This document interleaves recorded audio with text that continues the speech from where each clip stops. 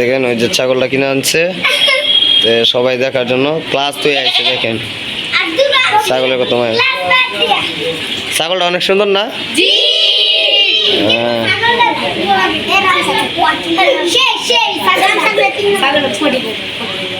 আব্দুল্লাহ, তুমি কি পছন্দ করে কিনছো?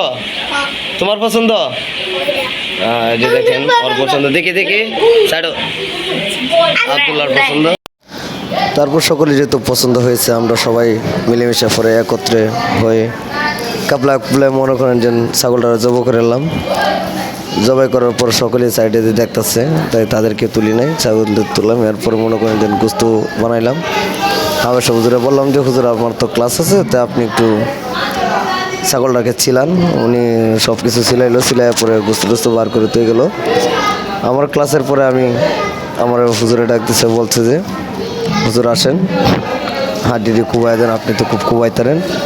তা আমি বললাম যে হুজুর আমি কুবাইতে পারি, সমস্যা নাই। পরে আমার ডাকে নিল, নিয়ে পরে আমার দিল কুবানির জন্য।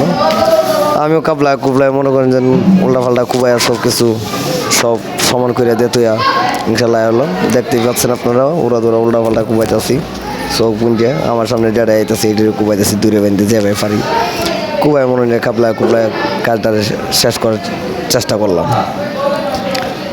তাই মনে করেন ছাত্র আমার সাথে ছিল, হুজুরে জিগাইতেছি, জিগাই টিগায় সব কাজ শেষ করতেছি।